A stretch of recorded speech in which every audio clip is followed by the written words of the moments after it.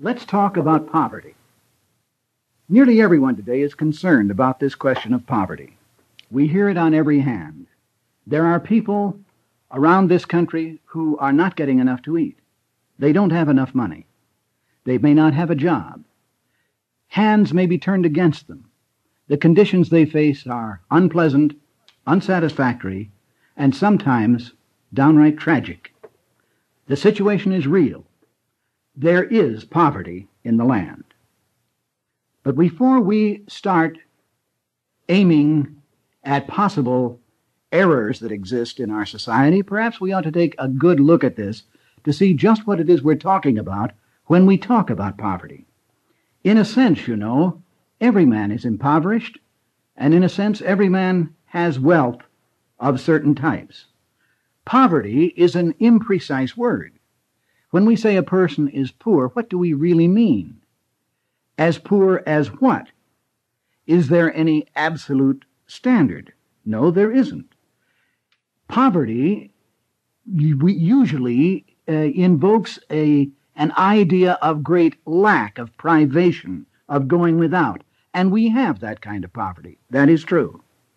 But in a very real sense, any person who is trying to do something and finds force used to prevent him has been impoverished by that action, even though he may have many dollars and still can't get what he wants.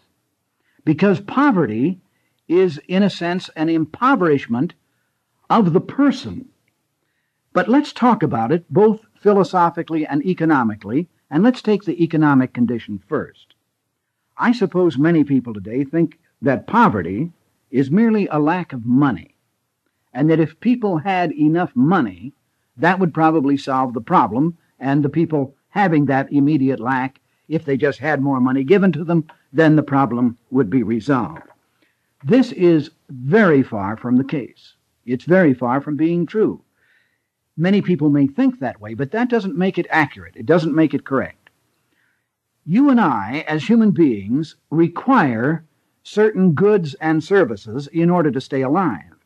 And interestingly, money is only a medium of exchange and is of no practical value unless there are goods and services in existence for which we can exchange the money. Thus, if a person had a lot of money, say, imagine someone on an island or out in the desert, and he has a big stack of gold that he may have uncovered there. He's got thousands and thousands of dollars.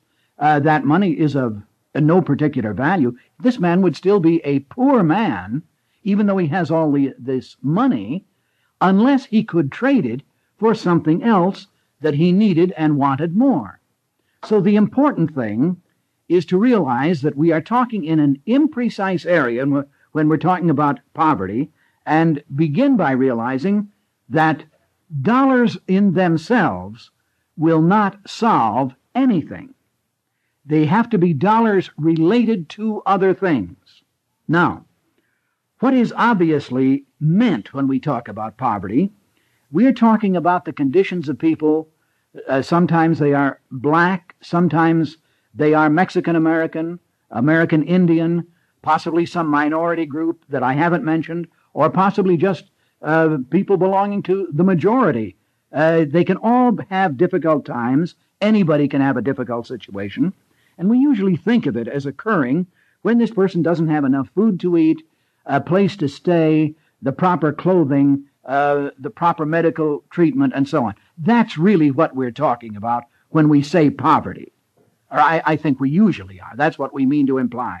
When we say those people are poor, what we're really saying is they don't have enough of these basic things in order to get along on. And we wish very sincerely that they had more of these things.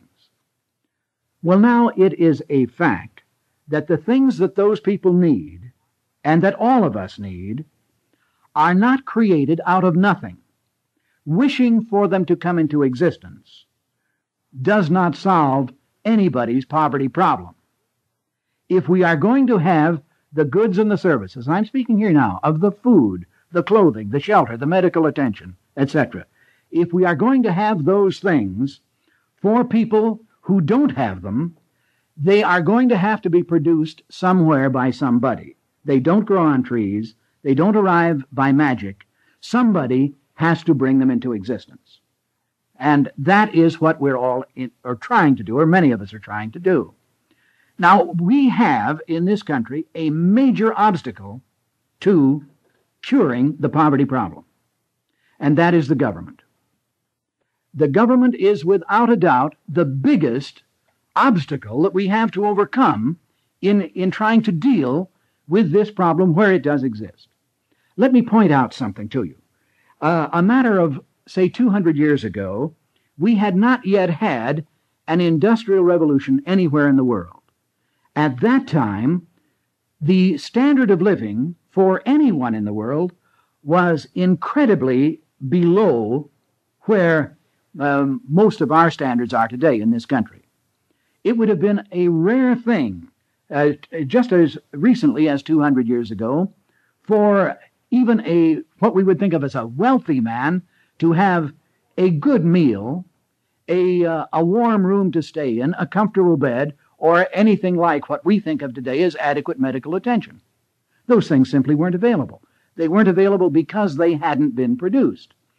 And we got started producing them. We suddenly learned how not to do things by hand, but to apply power to processes of production. And as we began doing that, we began to multiply the amount of food, clothing, shelter, and other things that we could have, and then guess what happened? The government stepped in and began to regulate it. And as they began to regulate, they began to reduce the amount of goods and services that were available. And so the great breakthrough that began to occur along about 1760 has never been permitted to run its full course. And instances of this crop up all the time today. For example, take this country right now. In this country, according to published information, the United States government gets 34% of all its taxes from people who are earning less than $3,000 a year. That's right. 34% of its total income comes from people who are earning less than $3,000. Now, what does that do? That inhibits those people in this low-income area. They can hardly afford to be taxed at all. And yet the government is getting a very large portion of its total income from people in this area. This gives you an idea how those people then may not have enough in the way of food, clothing, and shelter because the government is preventing them from getting rid of their poverty. Even though they are obviously working, they're working at a job that doesn't pay as well as we would like it to. Take another situation that exists in this country. Right now, for instance, it is virtually impossible for certain persons in minority groups to get jobs at all because the union keeps them out. The union has a closed policy, a closed-door policy, so that only certain persons can get in, and many of them have actual policies which exclude members of certain minority groups, including blacks, Mexican Americans, and so on. And so here are the people that need jobs and could benefit by them, but here you have the union, and guess why the union can get away with it? The union can get away with it because it is essentially backed by the government in these policies. So here is another example of it. Here is another way in which the government is hampering the solution that we need to find in this area. It has passed a number of things, a number of laws, and they amend them and then pass them over again, called minimum wage laws. Now, this establishes a minimum wage at a specified level, and it automatically means that poor people who cannot produce above or up to the level of the minimum wage are not going to be able to get a job at all. For instance, if the minimum wage is set by the government at $1.60 an hour, let's say, just for saying, and we have a man here who could produce up to the value of $1 an hour, then nobody's going to hire him and pay him $1.60 because he can't produce it. And so that man will not work at all because no one is going to pay him more than he can produce. And so the result is that he is not able to get a job, even though there would be plenty of people perhaps willing to hire him and pay him $1. Instead, we penalize him and make him not only impoverished, but absolutely broke.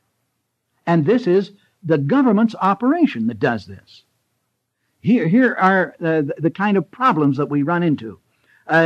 Take another area that the government has gotten into, the area of farm subsidies. We have heard, for instance, how the government has wanted to help the little farmer. And let me assume that there are people in government who have very good hearts and very good intentions. And so they've started out to help the little farmer with subsidy of one sort or another. Who today gets major support from farm subsidy programs?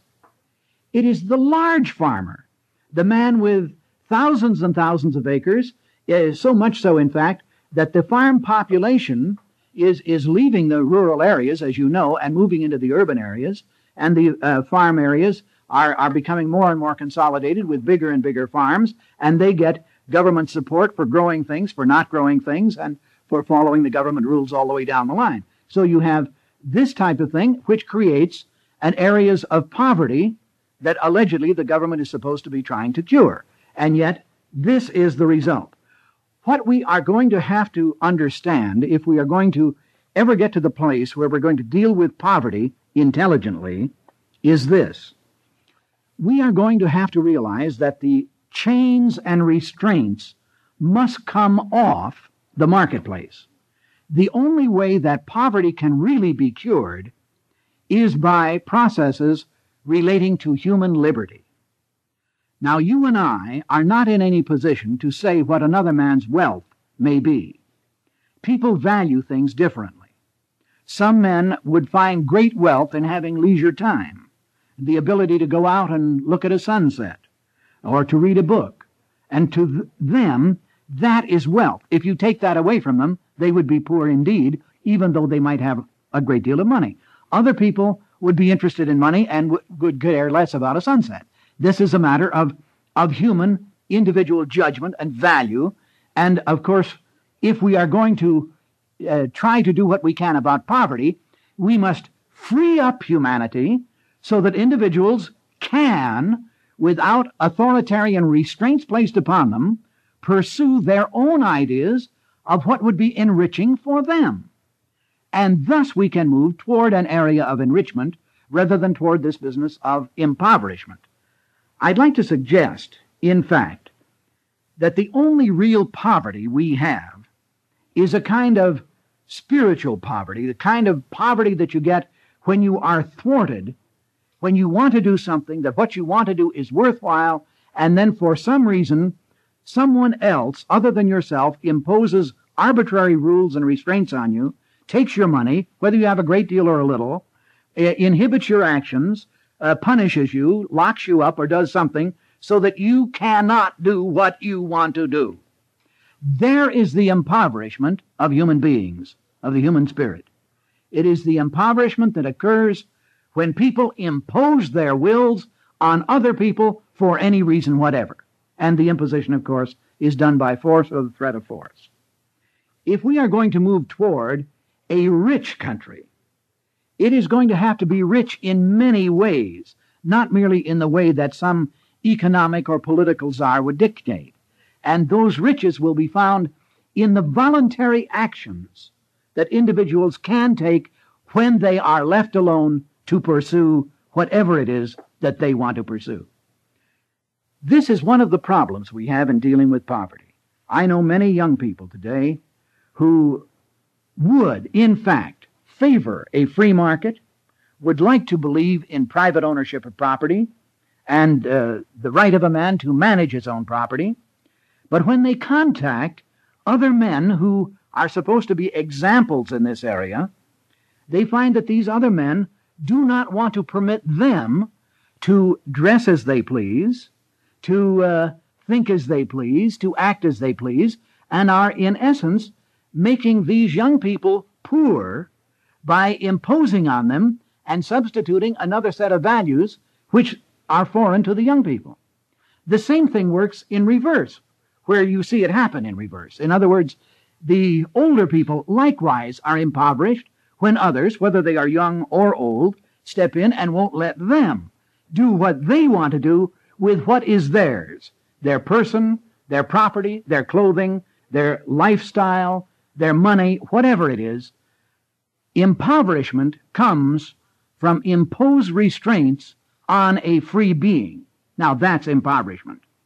And if we're going to get rid of it, we're going to have to learn the lesson of letting people alone and letting them, if I may say it, do their own thing in their own way, so long as they hurt no one. There can be no possible harm. Getting back again to the economic aspects of it, it's extremely important that we realize that the Industrial Revolution and the accompanying revolution in automation and in computerization and so on that we have now, that these things have never been permitted up to date to run their full course. The government continues to step in and hamper and tie our hands and prevent the creation of the wealth, even the material wealth, such as the food and the clothing and so on, that we could produce if we were left free to do it.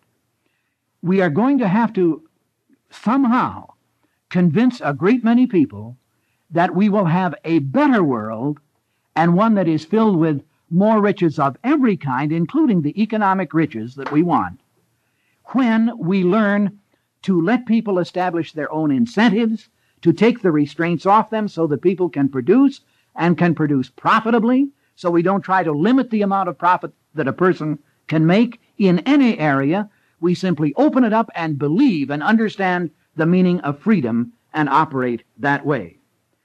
Only a truly libertarian approach, such as I'm outlining, is ever going to have any effect on the poor.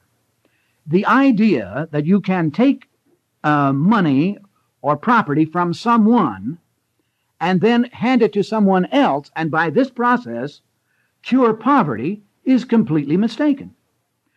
There is a total amount of wealth in the world at any given instant. Certain people have more, other people have less. But if you take and simply shift it, you take it out of the hands of A and put some of it into the hands of B, you are still dealing with the same total amount of wealth. There has been no wealth produced, and there has been no poverty dealt with. All that has happened is that you have shifted some things around, but the total remains the same. Now, consider this point. If you have a large group of people who are very productive, and you begin taking their money and their property away from them and inhibiting their actions, reducing the amount of profits that they can make by productive action, they are going to be less and less interested in producing. Obviously. If there's no incentive for them to do it, why should they do it? So that means that if you begin inhibiting productive people, there will be less total production. If at the same time you turn around and take persons who at the moment may not be productive, in spite of their wishes to be, but you now take wealth from those who have produced and you channel it into the hands of those who are at this time not producing, what you do is you take the existing amount of wealth and you place it out at a level where it can be consumed more rapidly. That does not solve poverty. That increases poverty and spreads it out farther. And that is precisely what we have been doing in this country thanks to government interference. The government actively began to get into this problem of dealing with poverty in the 1930s during the Great Depression. And that was their solution. At that time, we had a relatively few truly impoverished people. I happen to know because I was one of them myself. However, beginning at that time, the government began to try to solve the poverty problem by redistributing the wealth. Now, what is the situation today? Let me tell you that today, right now in this country, we have many more impoverished persons than we had back in the 1930s. Many more. And in a great many instances, the conditions that these poor people face are more serious than they were before. The government has spent $100 billion in solving or trying to solve the poverty problem through the program of redistributing the wealth, and all it has accomplished is that it has redistributed the poverty. And there's more poverty spread out for more people than there was true when they started. Now, clearly, that's wrong. We're clearly going in the wrong direction. The business of redistributing does not solve a problem, it merely redistributes the problem. Now, if you're going to solve the problem, you have to get at it another way. And the only way to do it is, I believe, the libertarian approach to help the poor. And what is that? You stop inhibiting them. Open the doors and let them produce. They want to. They are good producers. You know, we somehow fail to realize that everything we have in this country came as a result of poor people who were willing to deal with absolutely bare-board natural resources. They had nothing to fall back on, and they produced because they were not inhibited. Now, that's how we got started. Many people think that poverty somehow helps to ensure poverty. It doesn't if government stays out of it. Poverty only, as a matter of fact, helps to stimulate the idea of riches. The man who is poor, if you leave him alone, is very apt to become the richest man because he's got more motivation than anyone else. He wants to change his condition, if you'll let him. We've got to do everything we can to wipe out these blights of racial discrimination and prejudice that exist. And these are very, very bad things. We've got to do what we can to hold the doors open for everyone so that he can come forward and do his best. And one of the very important things is to permit the profit motive to function freely, because that's the thing that will inspire the very poor to make maximum effort. It really is discouraging, whether you're poor or semi-poor, to know that the harder you work, the less you're going to have as a reward. I mean, that's that's not very good, is it? And this is the kind of thing that government does to us. It comes in and prevents us from doing our best. It inhibits our action, deprives us of our profits, regulates what we can do, interferes with our choices, dominates us, and then punishes us, and then says we're curing poverty. Well, obviously, this is the problem. Let me give you a couple of other ideas that are important here. The government always tries, when it's dealing with a problem, to centralize it and to put it in ever larger and larger bureaucratic combines. Today, for instance, when it comes to welfare, we have moved out of the local areas and we're trying to consolidate it at first at state level and then at the national level. This is exactly the reverse of the methods that should be followed. And please don't think now that I'm suggesting that the government could do it right, even if it tried to, because I'm not trying to suggest that. I'm just trying to show that the natural tendency of the state is to take a bad matter and make it increasingly worse, so the condition is compounded. The problem just multiplies and multiplies, because that's the way government functions. Government operates with the idea that if you have a problem, it can be institutionalized and then it becomes an ongoing program. Now, if you take the government out of the picture and you have a problem, you turn it over to the market, and then the only ongoing program is a solution that can be developed and sold profitably by people who can be ingenious enough to come up with solutions. And they are always there to be had if the handcuffs are taken off and we can go to work on it. The poverty that we have in this country is a disgrace. It's a terrible condition. It is particularly bad when you stop for a moment and think that only a few decades ago, this nation was clearly in the forefront of all the nations of the world when it came to an economy. We were the richest. We were the most plentiful in every area you could think of. And today that isn't necessarily true in many areas. And the reason isn't that we are not capable of production. The reason is that we have government dominating our lives, dominating our production, getting involved in trying to solve all these so-called problems. I can't help but think of this one illustration. I'm indebted to Leonard Read for this story, but I think it is so good it illustrates the point that I want to make here. One Christmas, this occurred.